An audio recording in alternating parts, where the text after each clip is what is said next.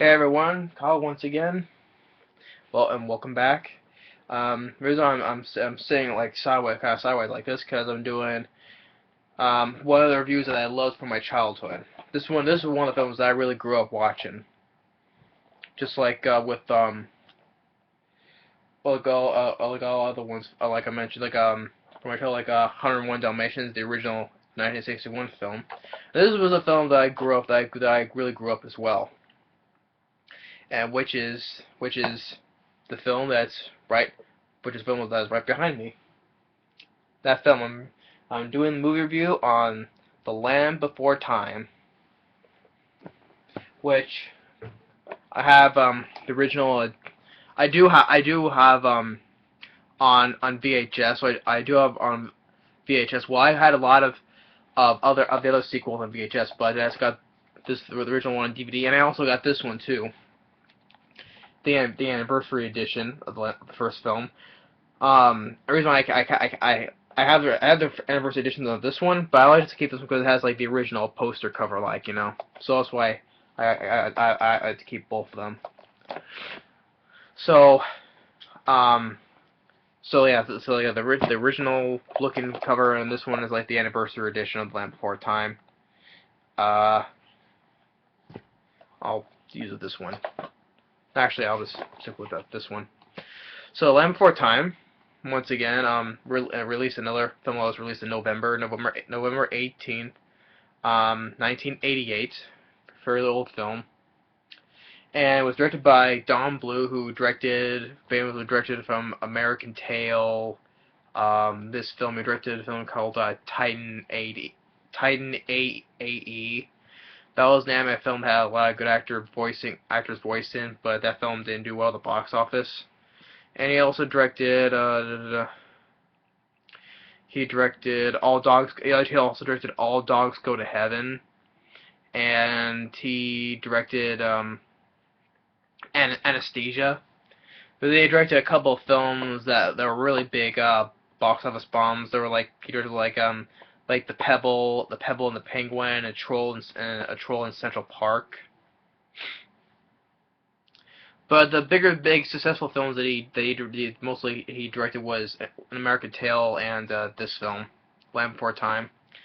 And among all that, there was also been executive producers on this film, Steven Spielberg and George Lucas. They were both. Oh, also along with Kathleen Kennedy and Frank Marshall, help work on other Steven Spielberg's films. But mainly Steven Spielberg and George Lucas, who will help make on the film as well. And I just grew up with this film. I still enjoyed the film. That's why I had the poster there. And with the success of this film, it spawned a multi-million-dollar franchise. It made 13 there's 13 videos altogether. So the rest of the sequels to this were direct-to-video sequels.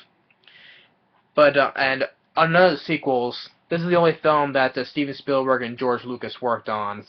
They only worked on the first film, but then they never worked on the other sequels though.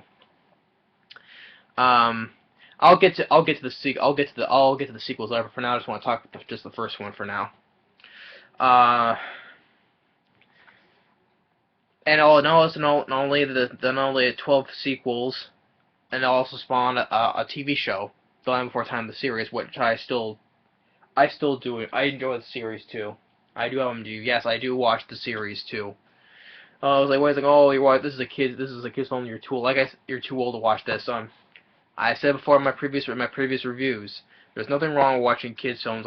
You can watch whatever you want. I especially especially the ones I watch, and I love, especially when I was just watching as a kid. I'm never too old to watch any kids films. I can watch whatever I want. It's my life, and I do like whatever I want to do. But I still watch Land Before Time. It was also released on the same weekend as also another one of the Disney films, Oliver and Company. But this film beat out Oliver and Company for the number one spot, so it made number one, beating out Oliver and Company. Uh,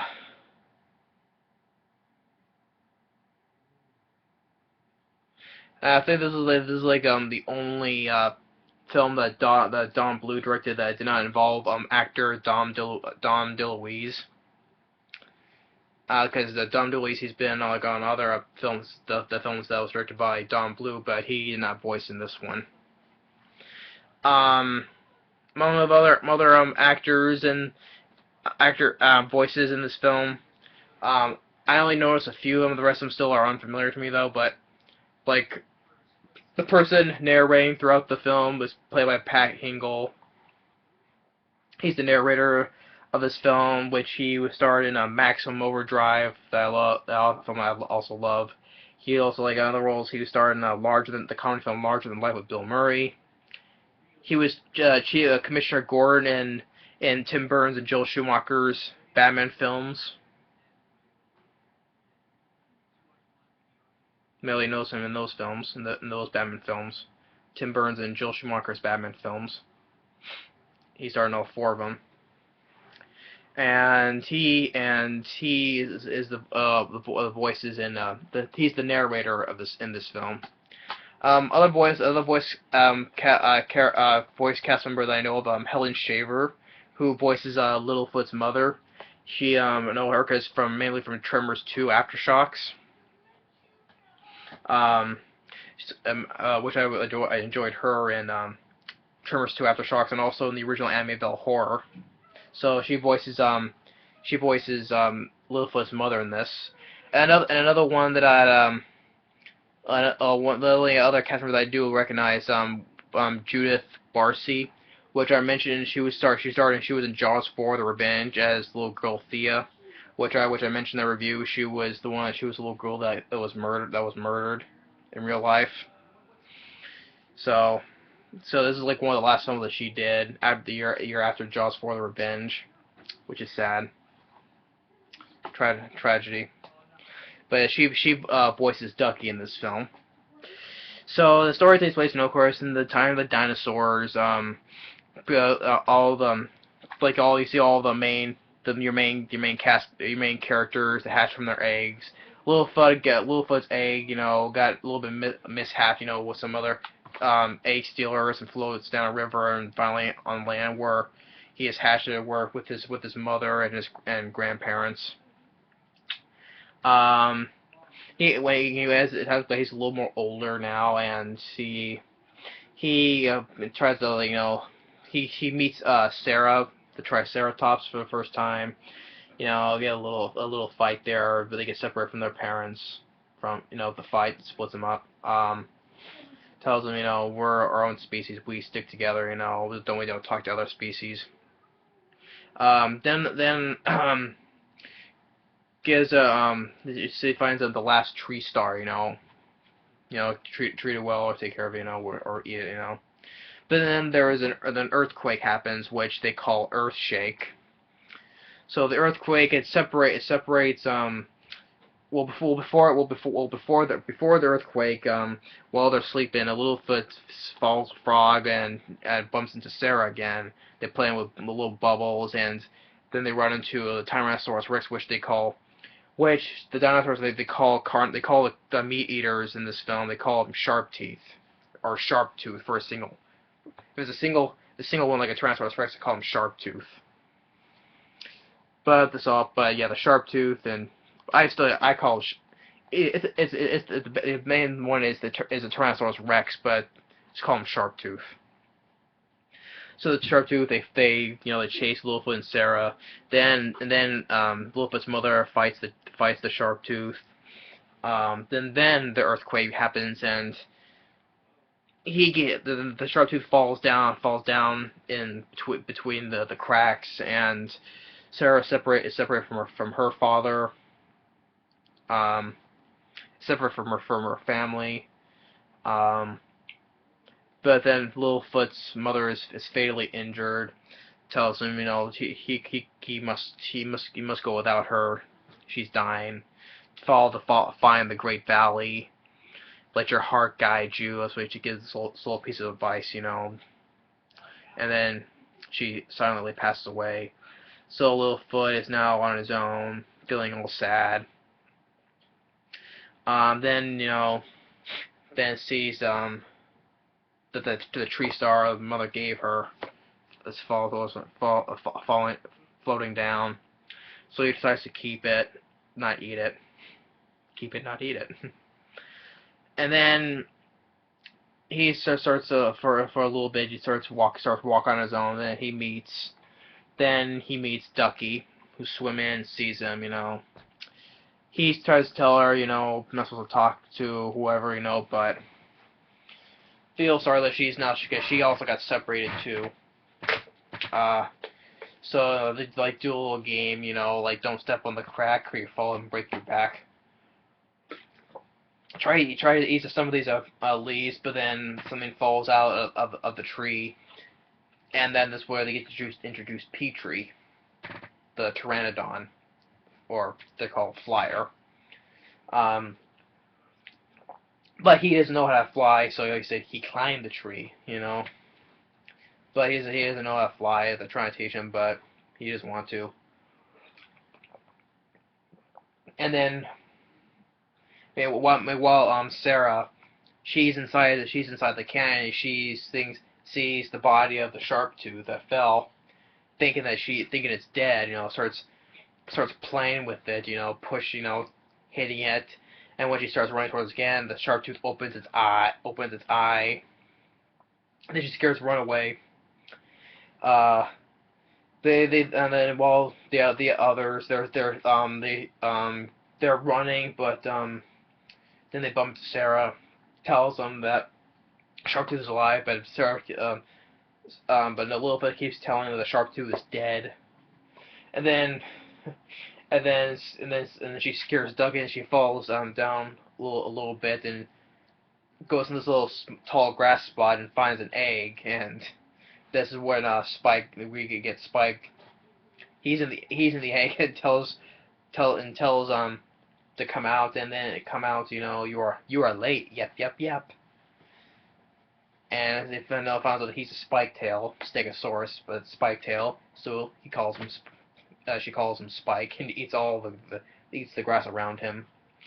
So now all five of them are on the journey to find the Great Valley. That's when from then on once they find all five, it's their big journey to find the Great Valley. So then sorry about that. So they finally spot it in the far distance. They spot like a little patch of tall trees, and it's her saying, "That's the Great Valley. I found it." Because her species of the Triceratops, their ego, thinking they're the best species, we're fierce and this and that, think we know everything, because that's what you think Triceratops are in this world, that they're so smart, they think they're better than everybody, So Sarah's like that, thinking she's better than everybody, she's like, even though, thinking she's brave though, but she's scared though, and scared to admit it. So then also these other long necks, starts eating all the leaves. So they go down to see if there's anything left. There's like one tree that has a little bit of leaves, They try to climb on top of each other to reach up to get the leaves, and Sarah's all laughing at them. But then they get leaves. Sarah thinks she can get some on her own, but she can't. So Wolfett gives her some, but doesn't say thank you or anything. So he's like, I'm not scared. I'm not afraid of Sharptooth. Hope it doesn't eat any of you.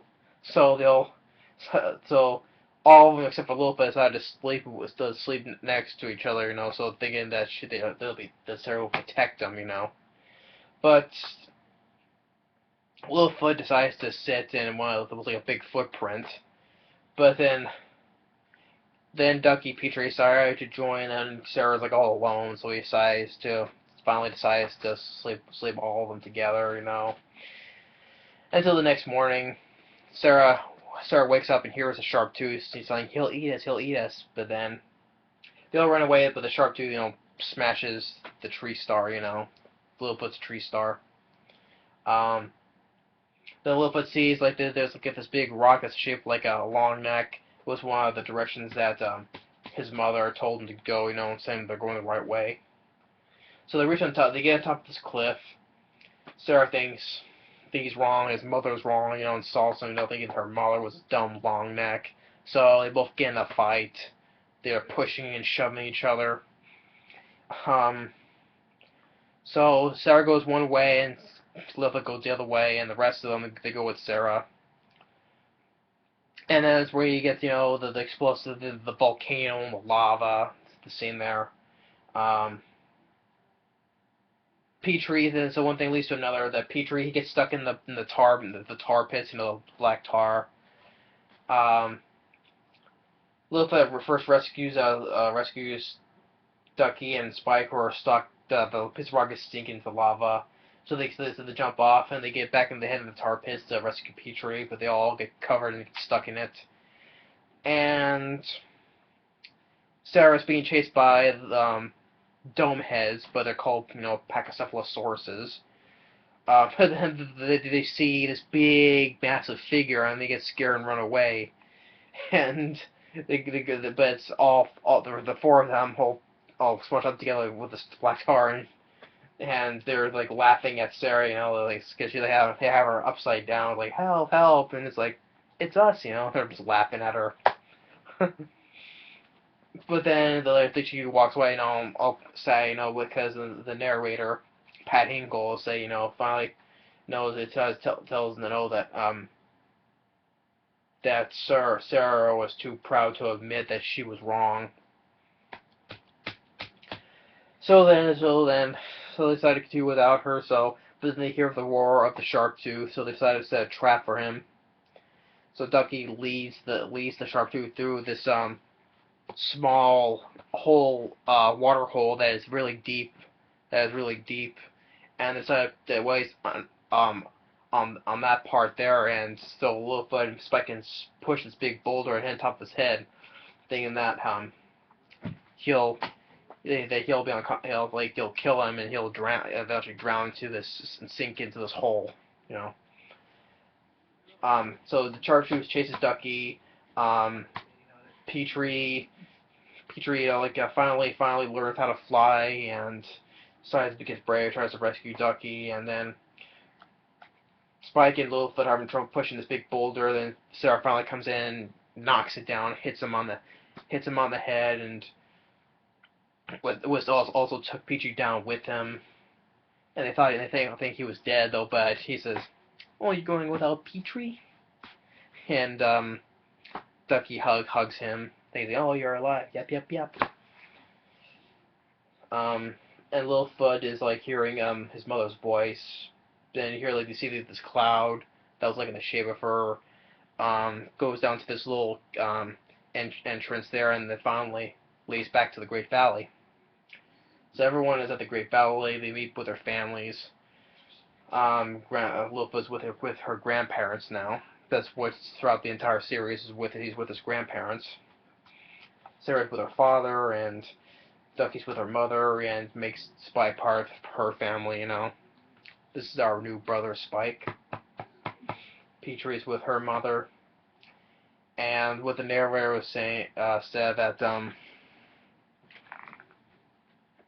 they'll run up to the top of the hill, and they give each other a group hug, and the narrator Pat Hingle says this was their journey that happened a long time ago. And there was that subtle song that was playing during the credits, and it was like, "Don't lose your way," So yeah. So as like I said, I love Land Before Time. This is one of my favorite kids films I grew up with as a kid. And after that, the success of the film made on a budget of 12.5 million. It made over 84 million worldwide, so it was a big hit. And it spawned many sequels, and then a TV series. What was the thing I was thinking of? Yeah, which since the sequels, none of the sequels was involved with Steven Spielberg and George Lucas.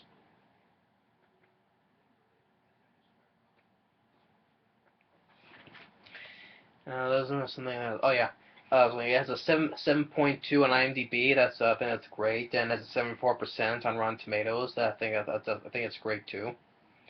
Wee bit more higher, but I'm fine with how the ratings are. Don Bluth, I do like American Tail.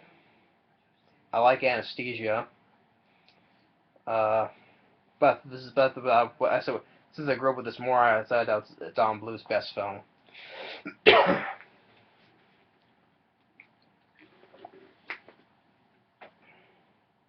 And which I'll get to later the sequels, which which is the second sequel. I believe is my most favorite in the series. Land Before Time 2, the Great Valley Adventure. I think it was, yeah.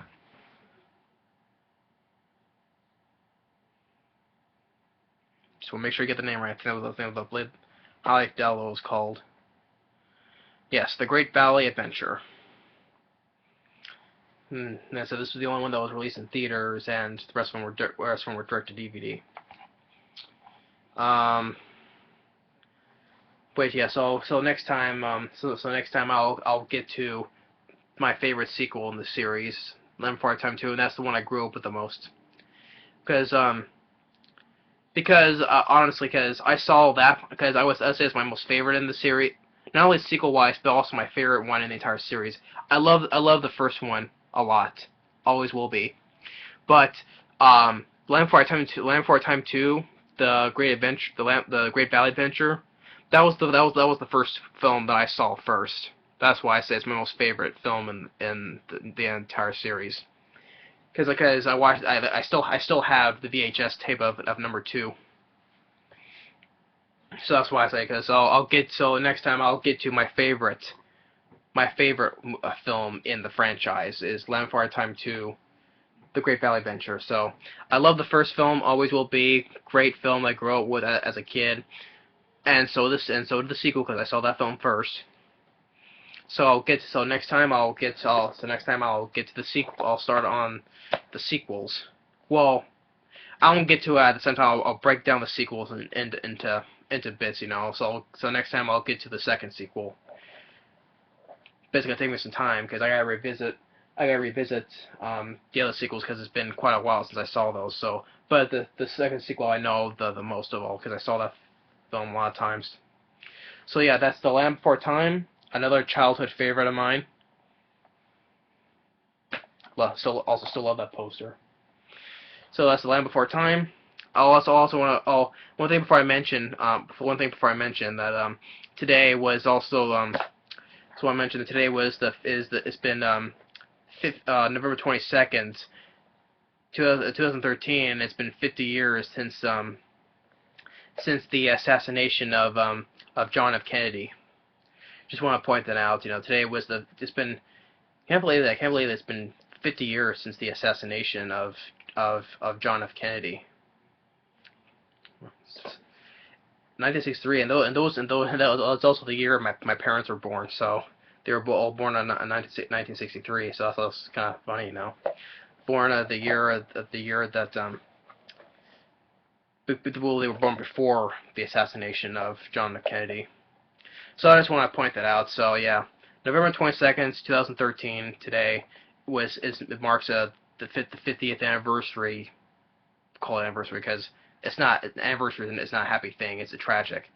Today's been the 50 years since the tragedy of the assassination of John F. Kennedy.